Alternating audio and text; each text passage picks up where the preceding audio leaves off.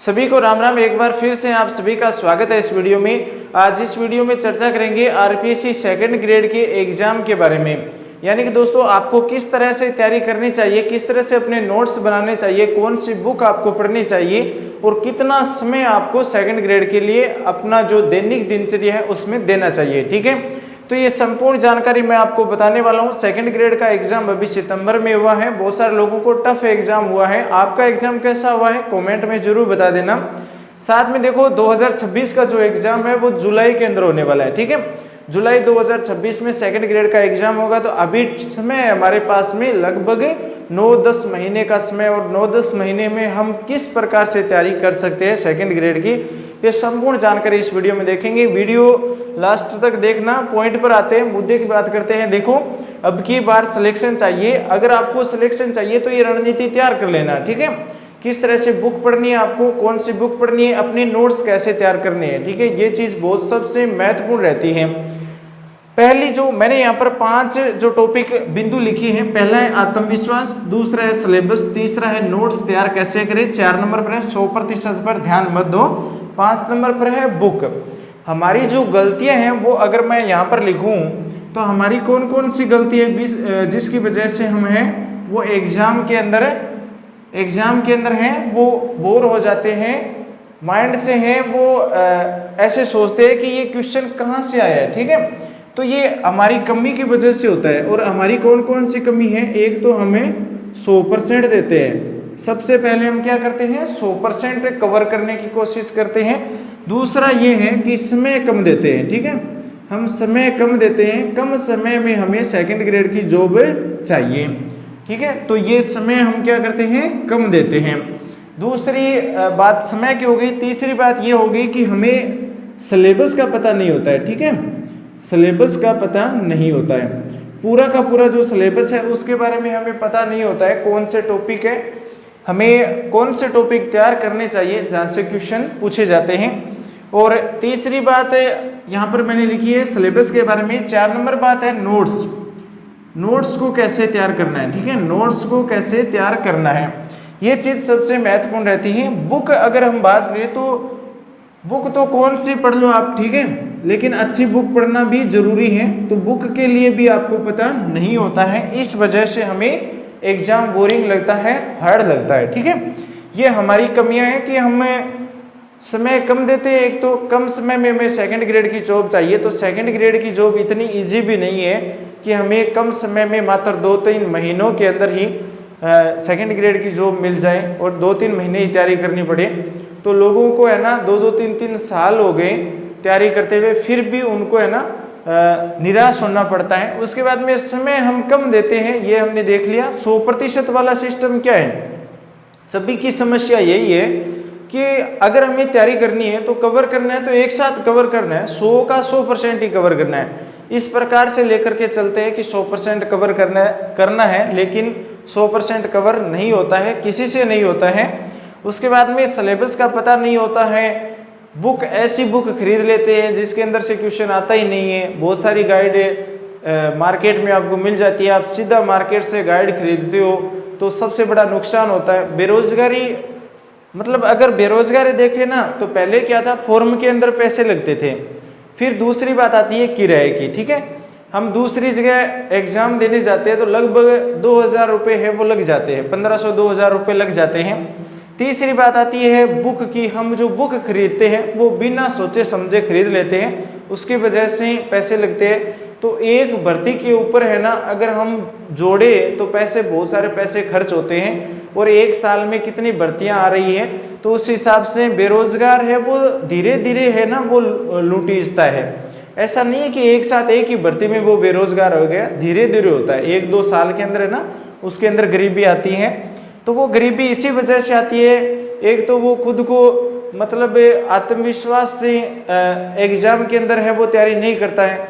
दूसरी बात ये है कि वो कम समय में कवर करने की कोशिश करता है 100%। तीसरी बात है कि उसे सिलेबस का पता ही नहीं होता है और वो तैयारी करता है। 4 नंबर बात आती है नोट्स कैसे बनाना है। कुछ लोग तो नोट्स बनाते ही नहीं है, ठीक है, वो सीधा गाइड से ही तैयारी करते हैं। तो गाइड से कुछ नहीं होता है, ऐसा नहीं है कि पूरा गाइड से ही एग्जाम आता है। उसके बाद में बुक का पता नहीं होता है, कौन कौन सी बुक खरीदे, साइकोलॉजी के लिए कौन सी बुक खरीदे, हिस्ट्री के लिए, ज्योग्राफी के लिए। ये चीज़ें एक साथ लेने के लिए आप सीधा गाइड खरीदते हो, उसके अंदर पूरा का पूरा भर्ती का मैटर मिल जाता है।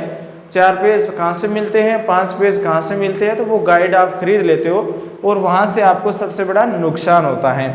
तो अब आपको देखना है बुक कैसे पढ़नी है, नोट्स कैसे बनाना है, किस तरह से अपनी तैयारी स्टार्ट करनी है। आज ही अपनी तैयारी स्टार्ट कर दो। फॉर्म आज लास्ट तारीख थी 17 सितंबर, लास्ट तारीख तक सेकंड ग्रेड का जो फॉर्म है वो आपने नहीं भरा है, तो अभी समय 2-4 घंटे का समय मिलेगा आपको, तो रात 12 बजे तक आप फॉर्म भर दो। अब की बार सिलेक्शन चाहिए तो इन बिंदुओं पर आपको ध्यान देना है, ठीक है। कमजोरी मैंने आपकी बता दी कि हमारी कमजोरी क्या रहती है, इन्हीं वजह से हम पीछे रह जाते हैं और बेरोजगारों में फिर से शामिल हो जाते हैं, ठीक है। पहला है आत्मविश्वास। खुद को मतलब भर्ती का फॉर्म भर दिया और खुद को इस तरह से धैर्य बना लो कि हमें इस एग्जाम की तैयारी करनी है। बीच में कोई दूसरा एग्जाम आता है तो आने दो, कोई दिक्कत नहीं है, उसका एग्जाम दो, लेकिन हमारा फोकस है वो एक भर्ती पर, टारगेट एक भर्ती पर ही रहना चाहिए। उस चीज़ का हमें पूरा का पूरा पता होना चाहिए कि इसमें क्या पूछा जाएगा, कैसे पूछा जाएगा, हमें किस तरह से तैयारी करनी है, कौन से बिंदु इसके अंदर महत्वपूर्ण है, कौन सा टॉपिक हमारे सिलेबस में।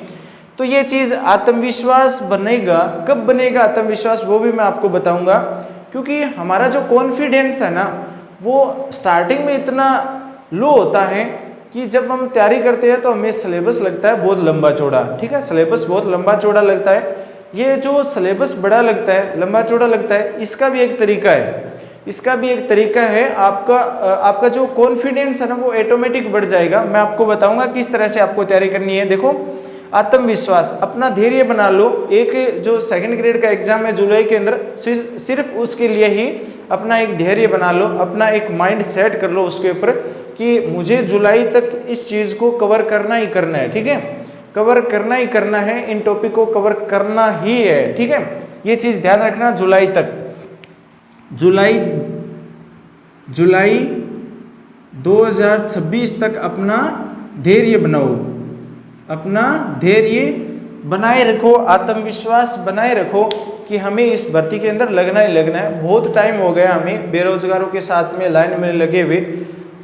जो घर वाले पैसे देते हैं, पैसे लगते हैं, हर बार भर्ती के अंदर पैसे लगते हैं। ऐसा नहीं है कि फॉर्म फीस नहीं लगती है तो पैसा नहीं लगता है, पैसा लगता है।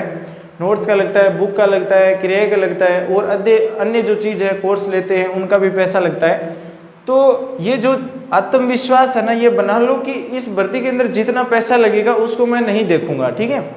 कितना भी पैसा लगे कोई दिक्कत नहीं है, लेकिन इस भर्ती को अब की बार सीधा नहीं निकलने देंगे, ठीक है।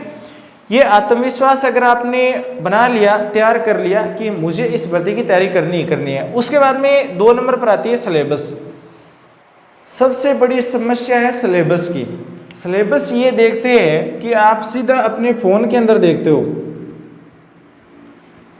आप अपने फ़ोन के अंदर सिलेबस देखते हो, लेकिन आपको क्या करना चाहिए, उस सिलेबस का प्रिंट निकलवाना चाहिए, ठीक है। जहां आप पढ़ रहे हो वहां पर अपना प्रिंट है वो साथ रखो।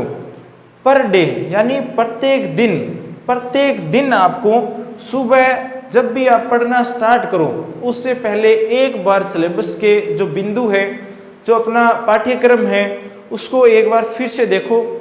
पर डे का मतलब तब तक देखना है जब तक आपका जो टॉपिक है वो अपनी अंगुलियों पर तैयार ना हो जाए। आप अगर नोट्स नहीं पढ़ते हो कोई दिक्कत नहीं है, लेकिन आपके सिलेबस याद नहीं है ना, तो सबसे बड़ी समस्या है। देख लेना जो फर्स्ट रैंक आती हैं, सेकंड रैंक आती हैं, उनसे जब आप उनका इंटरव्यू देखते हो या उनसे पूछ लेना कि आपको सिलेबस पहले से तैयार था, कि आपको पता था कौन कौन से टॉपिक आएंगे, तो वो आपको अंगुलियों पर बता देंगे इस बुक में, इस मतलब बुक के अंदर है ना ये टॉपिक हमारे लगते हैं सेकंड ग्रेड में, हिस्ट्री के ये लगते हैं, ज्योग्राफी के ये लगते हैं, शिक्षा मनोविज्ञान के ये लगते हैं। तो ये चीज़ है ना सिलेबस वाली, सबसे बड़ी सिलेबस वाली जो तैयारी है ना वो आपको करनी है। मतलब कि सिलेबस के प्रत्येक टॉपिक अगर आप आत्मविश्वास बना रखा है तो आपको सिलेबस तैयार करना ही करना है। ठीक है। सिलेबस वैसे नहीं बता रहा हूँ मैं, थ्योरी नहीं बता रहा हूँ, मैं आपको ये बता रहा हूँ कि सेकंड ग्रेड का जो ऑफिशियल सिलेबस जारी किया गया है उसके 2 या 3 पेज है, 4 पेज होंगे, तो उनको क्या करना है, प्रिंट निकलवाना है, मोबाइल के अंदर नहीं देखना है, ठीक है, नहीं कोई लैपटॉप में देखना है, आपको प्रिंट निकलवाना है। जब भी आप जिस दिन से शुरुआत करो पढ़ने की, तो सबसे पहले अपना जो सिलेबस है उसको एक बार फिर से पढ़ो, ठीक है, बार बार उस सिलेबस को पढ़ो। उससे क्या होगा कि जब हम तैयारी करेंगे ना, जहाँ से जिस बुक में हम टॉपिक पढ़ रहे हैं, तो जब हम सिलेबस देखेंगे तो सिलेबस के अंदर उस टॉपिक पर हम जब जाएंगे कि आज ये टॉपिक पढ़ना है, तो हमें पता होगा कि हम ये बुक पढ़ रहे हैं और हमारे सिलेबस के अंदर हम उस टॉपिक को आज पढ़ रहे हैं, ठीक है, इतने टॉपिक हमने पढ़ लिए हैं, इतने टॉपिक हमारे बचे हुए हैं। तो ये एक अपना माइंड सेट होता है, ठीक है, अदर चीज़ें हैं उनसे हट करके अपना एक माइंड सेट होता है। कई लोग क्या करते हैं कि गाइड खरीदते हैं, ठीक है, गाइड खरीदते हैं, सिलेबस देखते ही नहीं है, स्टार्टिंग करते हैं, 2 दिन स्टार्टिंग से पढ़ेंगे, 3 दिन बीच में से पढ़ेंगे, और उसके बाद में ऐसे सीधा पढ़ेंगे, बीच में से निकाल करके 5 दिन लगातार एक ही पेज पढ़ेंगे, 5 दिन है वो लगातार एक जैसे पेज पढ़ेंगे एक ही सब्जेक्ट के, उसके बाद में फिर से नया सब्जेक्ट खोलेंगे, उसमें बोरिंग हो जाएंगे। तो इस तरह से कुछ तरीका अपना रखा है, लेकिन वो तरीका गलत है। पहले अपना सिलेबस तैयार कर लो, अपने टॉपिक देखो कौन कौन से टॉपिक है हमारे सिलेबस में और कौन कौन से टॉपिक डाले गए हैं। आप जब सिलेबस सुबह उठते ही जब ये सिलेबस पढ़ेंगे तो आपको खुद को ये पता चलेगा कौन सा टॉपिक इम्पोर्टेंट है, कौन सा इम्पोर्टेंट नहीं है, ठीक है। तो ये सिलेबस है ना, ये सबसे पहले आपको तैयार करना है। देख लीजिए अपना जो भी सिलेबस है, ऑफिशियल जो सिलेबस है उसका प्रिंट निकलवाओ, ठीक है, और प्रिंट निकलवाने के बाद में पर डे डेली जब भी आप पढ़ना स्टार्ट करो अपना सिलेबस पढ़ो, ठीक है। उसके बाद में आता है 100% वाला, ये पहले देखेंगे। हमारी जो समस्या है वो क्या है कि हम जब भी तैयारी करना स्टार्ट करते हैं तो हम ये चाहते हैं कि 100% कवर हो जाए, फर्स्ट रैंक हमारी आए, ठीक है। जब भी हम पढ़ना स्टार्ट करते हैं 2 पेज हमने रट लिया ना, याद कर लिया, उसके बाद में इतना कॉन्फिडेंस आ जाता है, जैसे एग्जाम के अंदर आता है ना कॉन्फिडेंस, मतलब एग्जाम जो पेपर बनाता है वो क्या करता है कि 5-10 क्वेश्चन लगातार है ना इजी डाल देता है, और इजी डालने के बाद में ऐसा क्वेश्चन डालता है जिसके ऊपर मेरिट निर्भर करती है, ठीक है। मतलब 5-7 क्वेश्चन लगातार इजी डाल दिए, उसके बाद में 2-4 हार्ड डाल दिए, फिर 5-4 इजी डाल दिए, फिर हार्ड डाल दिए। तो मेरिट किन क्वेश्चनों पर रहती है, जो बीच में डाले गए हैं ना हार्ड क्वेश्चन, उन पर मेरिट रहती है। आपने 5-10 क्वेश्चन किए, आपके अंदर इतना कॉन्फिडेंस आ गया कि हाँ आज तो एग्जाम है ना वो इजी एग्जाम आया है, ये कवर हो जाएगा, तो आप उन 2-3 क्वेश्चनों में क्या करते हैं, तुक्का लगाते हैं। वो क्वेश्चन आते नहीं है आपको, वो उनके अंदर आप क्या करते हैं, तुक्का लगाते हैं, और वो क्वेश्चन गलत होते हैं, और वही क्वेश्चन जो आपने सही किया है उसको काटते हैं। तो एग्जाम बनाने वाले हैं वो ये नहीं देखते हैं कि हमने कौन सा टॉपिक गाला है, किस तरह से गाला है, कितना, मतलब वो ये चीज़ देखते हैं कि बच्चा कहाँ पर समय ज़्यादा लगाएगा, कहाँ पर उसको गलती करवानी है, कहाँ पर वो चीज़ नहीं पड़ेगा, मतलब कि किस क्वेश्चन को, इन क्वेश्चनों के बाद में ऐसा क्वेश्चन डालना है कि वो बच्चा पूरा का पूरा क्वेश्चन ध्यान से ही नहीं पढ़ेगा, ठीक है। तो वो चीज़ ज़बरदस्ती गलती करवाते हैं और वो क्वेश्चन गलत होता है। क्यों होता है, क्योंकि वो 3-4 क्वेश्चन जो इजी डाले थे ना, उनकी वजह से बच्चा स्पीड पकड़ लेता है और कॉन्फिडेंस इतना बढ़ जाता है कि उन 2-3 क्वेश्चनों को वो ध्यान से नहीं पढ़ता है और उनके अंदर तुक्का लगाता है और वो तुक्का गलत होता है, ठीक है। इस तरह से होता है एग्जाम बनाने वाला जो तरीका है। तो हमें 100% नहीं देना है।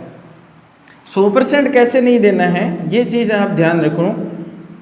हम जब तैयारी करते हैं तो इस तरह से स्टार्टिंग में तैयारी करते हैं तो इस तरह से करते हैं कि हमें 100% कवर करना है, अच्छे से तैयारी करनी है, बहुत सारा याद करना है, सारा का सारा याद कर लेंगे एक साथ ही, कोई दिक्कत नहीं है, मेरिट में आएंगे, कन्फर्म है, सिलेक्शन हो जाएगा।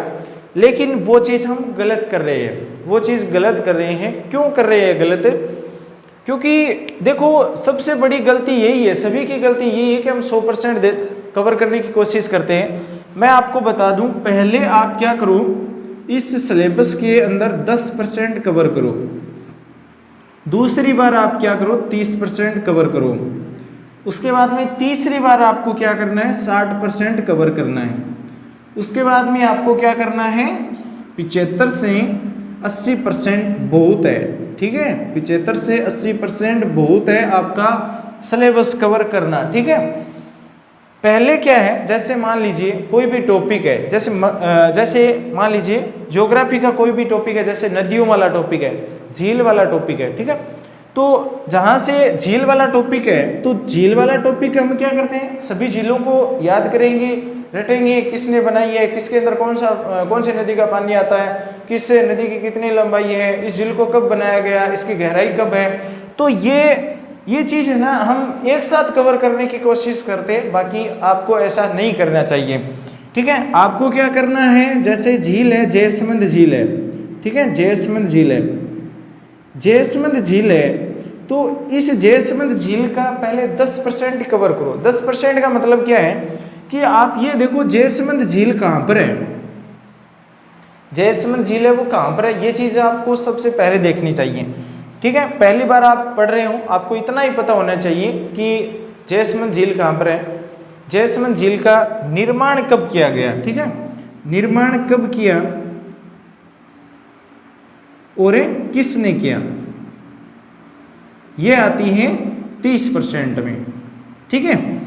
आपको सबसे पहले ये पता होना चाहिए, ये जो चीज़ है, जैसे झील है, नदी है, कोई बावड़ी है, ठीक है, तो ये चीज़ है ना कहाँ पर है, किस जिले में, इसकी लोकेशन पता करो, ये कहाँ पर है, इतना ही कवर करना है।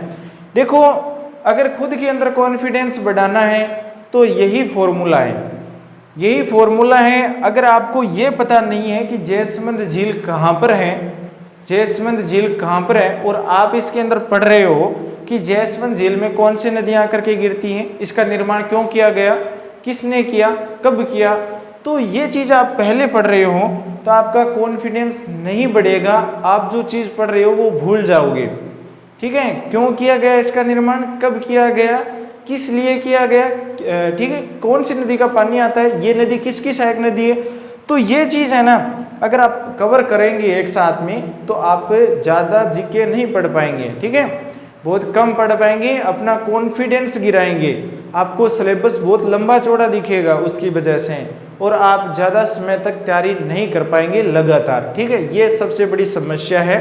तो सबसे पहले आपको कोई भी टॉपिक हो, जैसे मानवाधिकार वाला है, आरपीएससी वाला है, और कोई भी जैसे मर्दा का टॉपिक है, झील वाला है, दुर्ग वाला है, तो दुर्ग का पहले जैसे दुर्ग देखो कि कौन सा दुर्ग कहाँ पर है, लोकेशन देखो, उसके बाद में उसका देखो कि ये इसका निर्माण कब हुआ, किसने करवाया, फिर क्यों का जवाब देखो, ठीक है।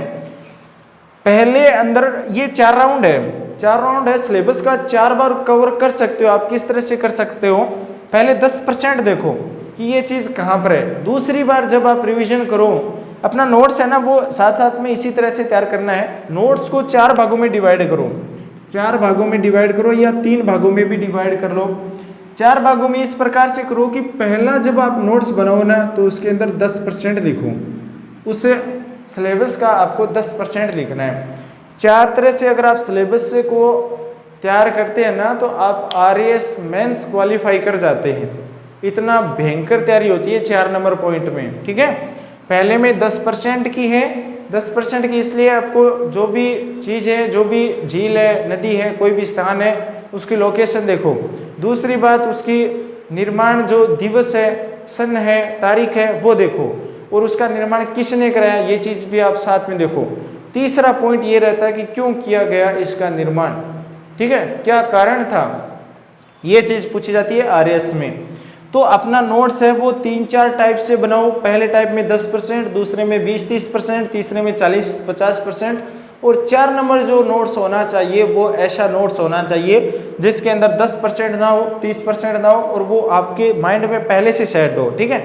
जो चीज़ आप जयसमंद पढ़ रहे हो तो जयसमंद में 4 नंबर जब आप नोट्स तैयार करो ना तो उसके अंदर ये चीज़ लिखी होनी चाहिए सिर्फ कि इसका निर्माण क्यों किया गया, ठीक है, ये चीज़ सबसे महत्वपूर्ण है, ठीक है। ये नोट्स बनाने वाला जो तरीका है, इस तरह से आप अपना सिलेबस करोगे कवर। लेकिन कॉन्फिडेंस कहाँ बढ़ेगा मैं आपको बता दूं, जब आप 10% कवर कर लोगे ना, 10% सिलेबस का, तो खुद को ऐसा लगेगा कि मैं तैयारी कर रहा हूँ, मुझे कुछ ना कुछ आता है, ठीक है, मेरे सिलेबस से मुझे कुछ ना कुछ आता है, मैं तैयारी कर रहा हूँ। जो राजस्थान पुलिस का एग्जाम होता है, सीईटी का एग्जाम होता है, वो तो इस 10% में क्वेश्चन पूछे जाते हैं, ठीक है। इस 10% में 30% में ज़्यादा से ज़्यादा 30% में क्वेश्चन पूछा जाता है ग्रेजुएशन सीईटी वाले में।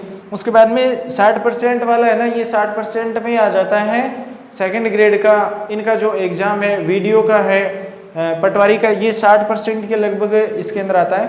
और उसके बाद में 75-80% तो आरएएस में आते हैं, आरएएस में क्वेश्चन आते हैं, जो टफ एग्जाम होते हैं उसमें आते हैं। 70-75-80% वाला जो सिलेबस है वो आता है। किस तरह से तैयार करना है मैंने आपको बता दिया। उसके बाद में देखो इसी तरह से हम नोट्स तैयार करेंगे। देखो इस चीज़ को एक बार फिर से देखो आप, ये जो सिलेबस तैयार करने वाला है, खुद को कॉन्फिडेंस देने वाला जो तरीका है, ये सबसे बेस्ट तरीका है। अगर आप इस तरह से तैयारी करते हो, अपना नोट्स तैयार करते हो। देखो अभी जो टाइम है वो कितना है, अभी टाइम है 10 महीने का, ठीक है, 10 माह का टाइम है, 10 माह का टाइम है। और इस टाइम के अंदर आपको पहले सिलेबस का 10% कवर करना है। मतलब 10% कोई भी टॉपिक हो उसका लोकेशन देखो ये कहाँ पर है, सन देख लो साथ में कि ये कब बनाया गया, ठीक है। उसके बाद में ये 10% पहला नोट्स है, इसमें ज़्यादा नहीं, ऐसा नहीं है कि ज़्यादा इसके अंदर। आप जब ये 10% है ना नोट्स बनाओगे ना, तो खुद के अंदर इतना कॉन्फिडेंस आ जाएगा कि हमें लगभग सब आता है, ऐसा लगेगा सब आता है। लेकिन आप जब दूसरा नोट्स तैयार करेंगे 20 से 30% वाला, 20 से 30% वाला अगर आप नोट्स तैयार करेंगे तो खुद को एक अलग ही फील करेंगे, ठीक है। खुद को है ना एक अलग ही फील करेंगे कि वाकई में मुझे बहुत कुछ आता है। जब आप कोई भी राजस्थान पुलिस का सीईटी का एग्जाम देखें तो आपको खुद को ऐसा लगेगा मुझे लगभग क्वेश्चन आते हैं, ठीक है। उसके बाद में 3 नंबर पॉइंट आता है 60% वाला। 60% वाला जो ये तरीका है ये आरपीएससी अपनाती है, यहाँ से क्वेश्चन आते हैं आरपीएससी के। जब आप तीसरा नोट्स बनाओगे ना, अपने सिलेबस का तीसरा नोट्स बनाओगे, तो देखो तैयारी तो करनी है। नोट्स ऐसा नहीं कि नोट्स बहुत सारे नोट्स बन गए, तो बहुत सारे नोट्स बनेंगे तभी तो याद होगा। आपकी सबसे बड़ी प्रॉब्लम ही तो यही है, आप सीधी गाइड को खरीदते हैं, गाइड के 10 पेज कहाँ से पढ़ते हैं, 10 बीच में से पढ़ते हैं और 10 लास्ट में पढ़ते हैं और एग्जाम दे करके आते हैं। फिर निराश होते हैं कि मैंने गाइड तो पढ़ी थी लेकिन क्वेश्चन नहीं आए, तो कहाँ से आएंगे। ये जो इस प्रकार से तरीका अपना रखा है कोचिंग वालों ने, जो बच्चों ने जो रूम पर रहते हैं उन्होंने इस प्रकार का तरीका अपना रखा है, नोट्स तैयार रखा है, तो आप उनकी बराबरी कैसे कर पाएंगे। 1 महीने 2 महीने में आप कैसे उनकी बराबरी कर पाएंगे, तो मुश्किल है। लेकिन ये तरीका आपको सिलेक्शन देगा, 100% सिलेक्शन देगा, गारंटी है इसकी। उसके बाद में 4 नंबर वाला है ना, ये आप आरएएस को क्वालिफाई कर जाएंगे, ठीक है। 80% वाला जो तरीका है ना, ये आप आरएएस को कवर कर जाएंगे इस 4 नंबर नोट्स से। 4 नंबर नोट्स अगर आपका कोई 4 नंबर नोट्स पढ़ेगा ना, कोई मान लीजिए स्टार्टिंग कर रहा है, कोई तैयारी भी कर रहा है, जो गाइड पढ़ रहा है, ठीक है, उसको आप अपना 3 नंबर या 4 नंबर नोट्स दिखाएंगे ना, तो उसको कुछ समझ में ही नहीं आएगा। वो बोलेगा कि ये बुक में कहाँ पर लिखा है, ये कहाँ से आता है एग्जाम में। उसको खुद को ऐसा लगेगा वाकई में एग्जाम में ये क्वेश्चन आते हैं। और 10-20% वाले तो सभी पढ़ते हैं, ये तो सभी कवर करते हैं, लेकिन तैयारी करनी है तो 60% और ये जो 70% वाला जो नोट्स है वो तैयार कर लो। टाइम है अभी 10 महीने का टाइम है, ठीक है ना, 10 महीने का टाइम है। तो हमें ये चीज़ बहुत ही महत्वपूर्ण देखनी है कि नोट्स कैसे तैयार करना है। ये नोट्स कैसे तैयार करना है, पहले नोट्स का तरीका मैंने आपको बता दिया। पहले क्या करना है, अपने सिलेबस को तैयार करना है, अपने सिलेबस देखना है। सिलेबस जैसे जैसे याद करेंगे पूरा का पूरा सिलेबस याद हो जाएगा, एकदम माइंड सेट हो जाएगा। कहाँ से हम पढ़ रहे हैं, क्या मैंने पढ़ लिया, कौन से टॉपिक पढ़ लिए, कौन से टॉपिक रह गए हैं, कौन सा टॉपिक हार्ड है, कौन सा टॉपिक इजी है। तो सिलेबस तैयार करो। सिलेबस तैयार करने के बाद में अपने सिलेबस का 10% ही कवर करो, पूरा 100% करने की कोशिश मत करना, क्योंकि बोरिंग हो जाएंगे। एग्ज़ाम की तैयारी ज़्यादा समय तक आप नहीं कर पाएंगे, बहुत हार्ड लगेगा आपको, ठीक है। तैयारी करना, पढ़ना बहुत हार्ड लगेगा। 100% तैयारी कभी नहीं करना, डायरेक्ट सीधा 100% तैयारी कर लेंगे। एक चीज़ और, ये जो स्टार्टिंग कर रहे हैं ना अभी तैयारी, जैसे जो बीएड कर रखी है, अभी बीएड की है, अभी एग्ज़ाम देंगे, पहला एग्ज़ाम यही देंगे, तो उनके लिए ये बेस्ट तरीका है। और जिन्होंने 1-2 एग्ज़ाम दे रखे हैं उनको तो पता है कि हम 100% करने की कोशिश करेंगे और फिर से हार जाएंगे, तो ये हारने से, बेरोजगारी में फिर से मिलने शामिल होने का जो तरीका है वो छोड़ देंगे अगर आप इस तरह से पढ़ेंगे तो ये चीज़ ध्यान रखना। उसके बाद में मैं आपको बता दूं बुक, ठीक है, बुक बता दूं कि कौन कौन सी बुक पढ़नी है। देखो सबसे पहले टाइम इसमें 10 महीने का ना, तो एनसीईआरटी में 8 क्लास की, 9 क्लास की, 10 क्लास की और 11 क्लास की, ठीक है, और 12 में हिस्ट्री ज्योग्राफी की जो भी बुक है, इन बुकों की कोई भी गाइड है ना तैयार की जाती है ना, जो गाइड तैयार करने वाले हैं वो पहले इन बुक को तैयार करेंगे, उसके बाद में ही वो गाइड को तैयार करेंगे, गाइड के अंदर क्वेश्चन डालेंगे, ठीक है। ये बुक मेरे हिसाब से अगर आपको तैयारी करनी है तो इन बुक को सबसे पहले पढ़ो, इन बुक को सबसे पहले पढ़ो। ये फर्स्ट पेपर के लिए बता रहा हूँ मैं, अगर आप ये तरीका सेकंड पेपर के लिए अपनाए, ठीक है, ये आप सेकंड पेपर के लिए भी अपना सकते हो। अपना जो सिलेबस है वो अपना सिलेबस एक बार कमेंट में लिखना, आपका कौन सा सब्जेक्ट है सेकंड पेपर के लिए सेकंड ग्रेड में, तो उसके हिसाब से मैं बुक भी बता सकता हूँ आपको कौन कौन सी बुक खरीदनी चाहिए। फर्स्ट पेपर के लिए मैं बुक बताऊंगा, ये मैं फर्स्ट पेपर के लिए बता रहा हूँ, 8वीं क्लास का, 9वीं क्लास का, 10वीं क्लास का, 11वीं और 12वीं का, ठीक है। ये मैं आपको फर्स्ट पेपर के लिए जीके के लिए बता रहा हूँ, और जीके के लिए जो भी टॉपिक लगते हैं वो इन बुक से आप अगर पढ़ते हो सबसे बेस्ट तैयारी होगी, ठीक है, बोरिंग नहीं होंगे, गाइड का लफड़ा ही नहीं रहेगा, और एक बार तैयार कर लेंगे तो कोई सा भी एग्जाम दे लो कोई दिक्कत नहीं आएगी। उसके बाद में ये चीज़ तो आपको तैयार कर लेनी चाहिए, एनसीईआरटी की बुक है। उसके बाद में आती है 1 नंबर बुक, 1 नंबर बुक आती है धिंदवाल की, ठीक है,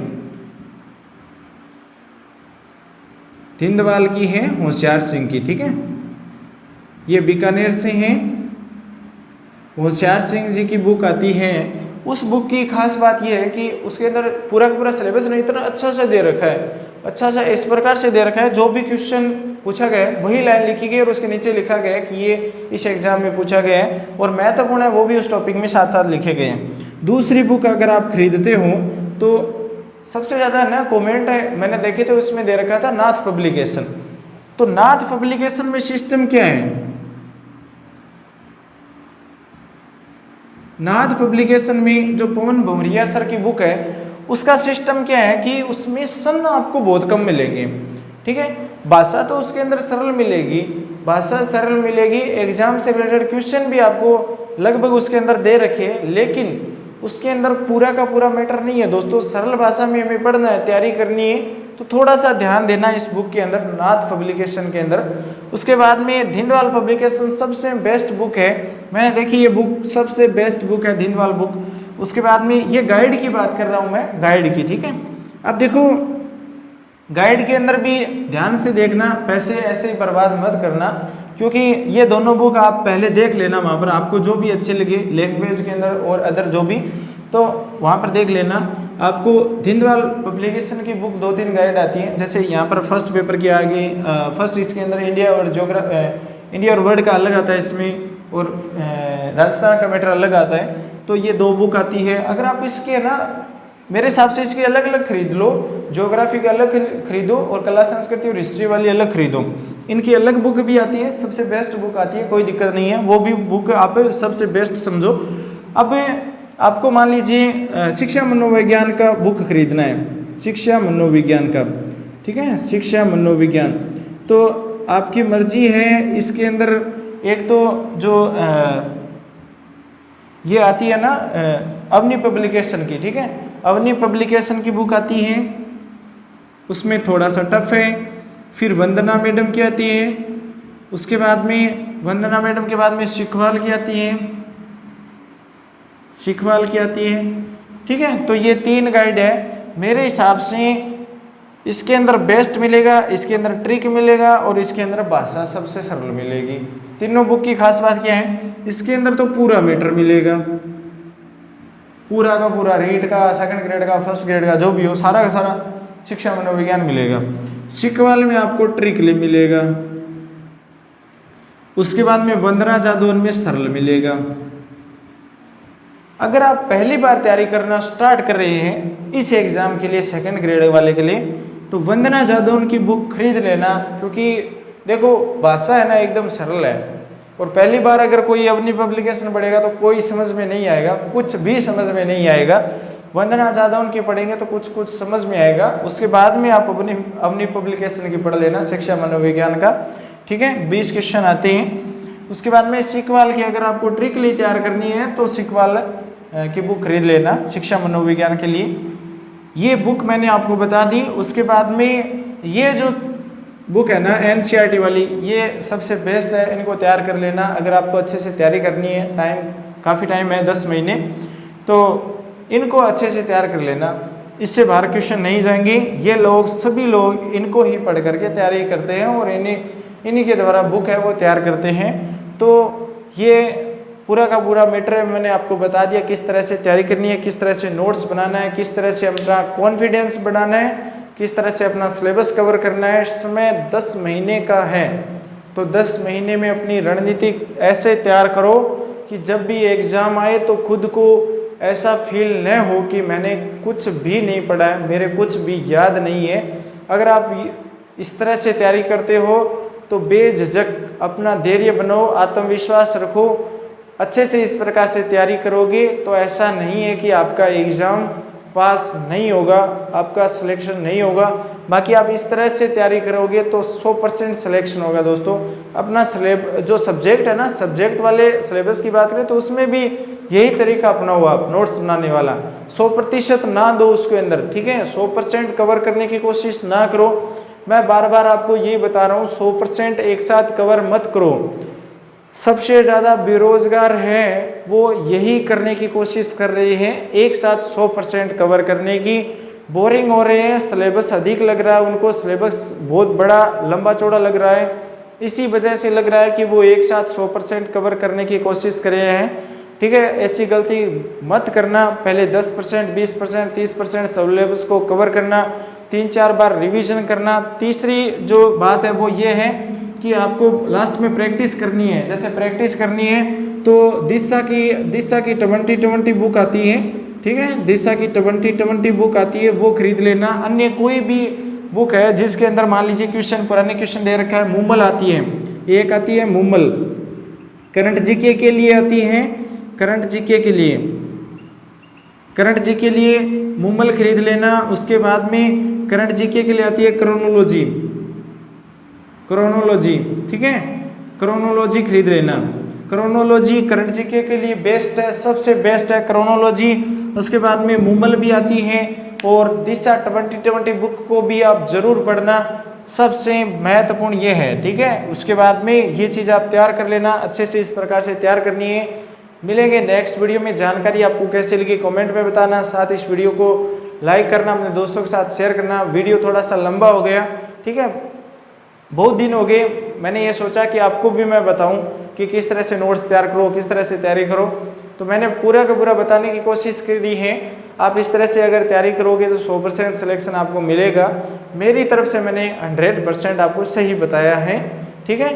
तो मिलेंगे नेक्स्ट वीडियो में। अगर आप मेरे साथ पहली बार जुड़े हो, अगर आप सेकंड ग्रेड की, फर्स्ट ग्रेड की, रीट की, कोई भी एग्जाम की तैयारी कर रहे हो, आप इस चैनल को सब्सक्राइब कर लेना। महत्वपूर्ण क्वेश्चन मैं डालता रहता हूँ, इसके अंदर महत्वपूर्ण क्वेश्चन है, न्यूज़ सबसे पहले अपडेट है, कोई भी जानकारी है second grade RPSC RMSS board से, सभी की जानकारी मैं सबसे पहले यहाँ पर आपको डालता रहता हूँ इसी चैनल पर। तो आप मेरे साथ जुड़े और अपने दोस्तों को भी जोड़ना, ठीक है। मिलेंगे नेक्स्ट वीडियो में। Thanks for watching.